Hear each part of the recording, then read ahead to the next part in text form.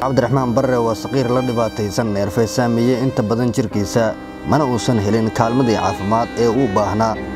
macruuf iminka waxaa lagu hayaa guri qoys ay qaraaba yihiin oo ku yaala xaafadda Soonakay magaalada Muqdisho ka hor intaan gobolka Mudug looga soo qaadin adeeg caafimaad.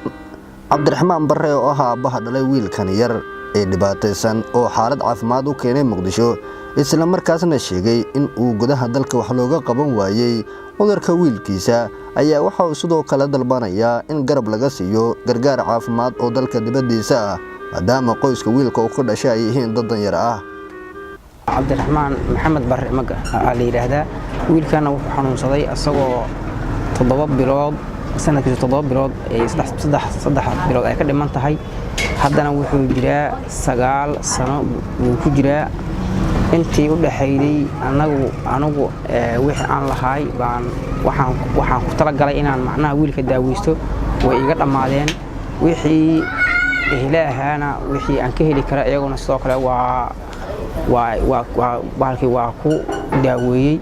ilaa waxa weeye dhakhtar badan baan la kulmay 5 sano baan dhakhtar u geynayay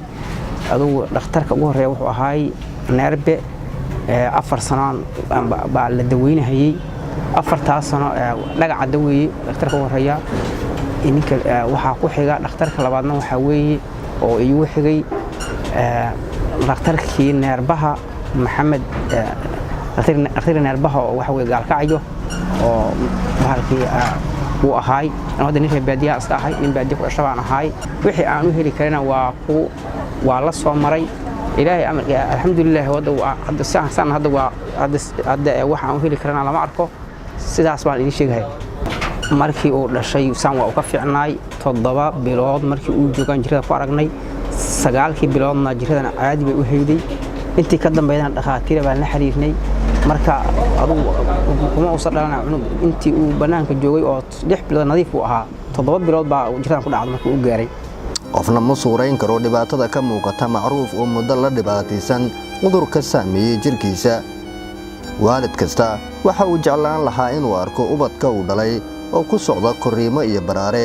inkastoo cudurka iyo caafimaadka ay yihiin wax loo siman yahay. cabdiraxmaan barre waa dan yar aan awoodin daryeel dalka dibadiisa ah oo uu heli lahaa wiilkiisa wuxuuse rajo ka qabaa kaalinta caawinaad ee muslimiinta gaar ahaan ummadda Soomaaliyeed ay la garab istaagi karaan.